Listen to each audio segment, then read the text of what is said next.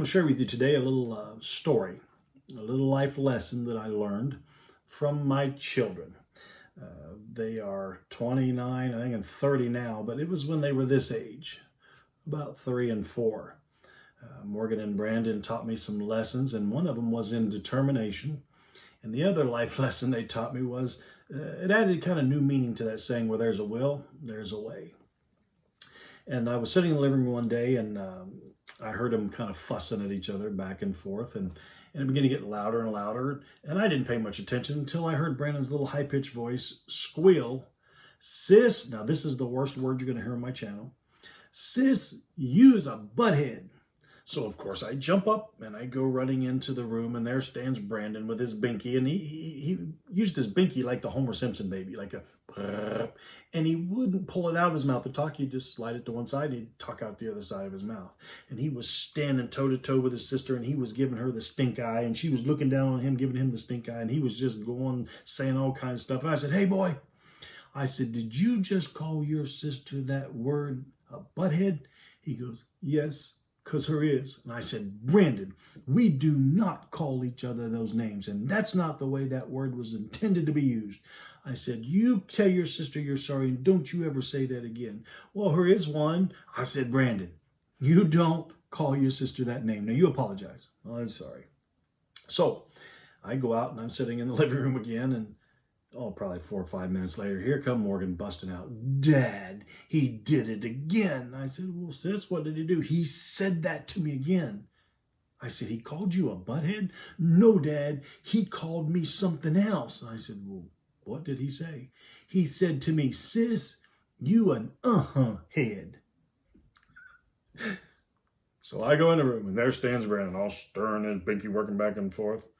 I said, "Brandon, did you call your sister an head?" He goes, "'cause her is one." I said, "Brandon, does mean what I think it means, that other word I told you not to say?" "But her is one. I didn't say the word." I said, "Brandon, you implied it. It's the implication. It's the same thing. You might as well said it." I said, "We don't say that. We don't call each other names like that." I said, "You tell your sister I'm sorry." "I'm sorry." About 10 minutes later, I went out and I laughed so hard thinking, oh my goodness, how do these kids come up with this stuff? And about that time, Morgan come busting around the corner. She had little red hair, ringlets, and they were glowing with anger. She was so mad. And she said, "Dad, he did it again." I said, "What did he do?" She said, "He said that, and then he said that, and then he said that and that." And I said, "What? He called you a butthead?" "No, Dad." I said, "He called you an head?" "No, Dad." I said, "Then what did he do?" She goes, "Dad, he said to me," I got to show you, "'Sis, you a Beavis and a..." Where there is a will, there is a way. I gave up. I knew he would find 100 different ways to say the same thing, because in his mind, he was right. And his goal was to prove that his sister wasn't head. I knew this because I had taught them both from a young age to go for it, to dream, and dream big, and don't quit until you get the desired results. I taught them that excuses were simply skins of a reason that was stretched over a lie. They were taught from the moment they could comprehend what I was saying. You can be anyone you want to be. You can have anything your heart desires. It won't always be easy. Don't quit, and always find a way. What is your will today? Or let me phrase it like this. What is your desire, will, or goal? What are you dreaming about today? "Oh, but I can't see how I'm going to achieve it." Good Lord have mercy. Get the how out of here and understand this, that if your will is greater than the obstacles in your way, you're going to find a way to achieve your dreams, desires, and goals. Nothing will be able to stop you from achieving it. "I can't see the path for the forest or the obstacles." Then cut down every tree in your path and make your own path to your own success. Think outside the box. And when we hear that, I know most of us are like, "Oh, Lord, you got to be kidding me." I know it's hard to do when our whole life you may have heard, you got to stay inside the lines. You got to stay inside the box. Because when kids are little, we'll hand them a coloring book and we'll give them colors and they'll start coloring. And when they start going outside the lines, we'll say, no, stop. You got to stay inside the lines. You stay inside the box. And then when they grow up and we just say, "Hey, you got to think outside the box," they look at us like we got a third head. You mean to tell me my whole life you've been telling me to stay inside the box, and now you want me telling me my success is by thinking outside of the box? Achievers don't stay in the box. Bill Gates, Steve Jobs. Dreamers don't stay in the box either. Martin Luther King Jr.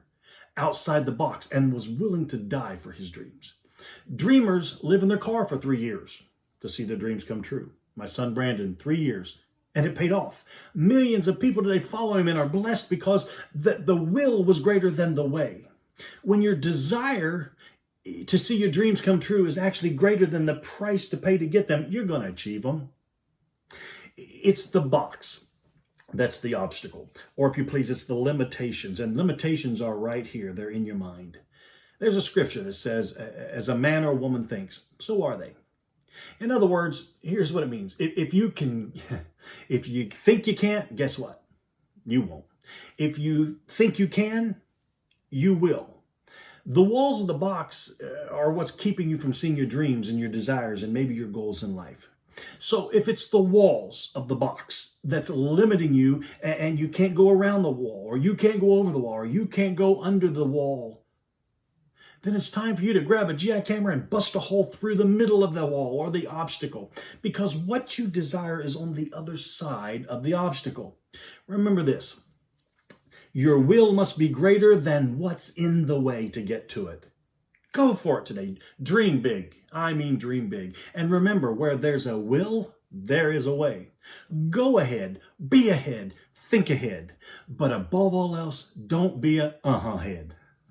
Go out today. Put a smile on somebody's face. Be quick to forgive. Always extend mercy. And above all else, be kind to one another.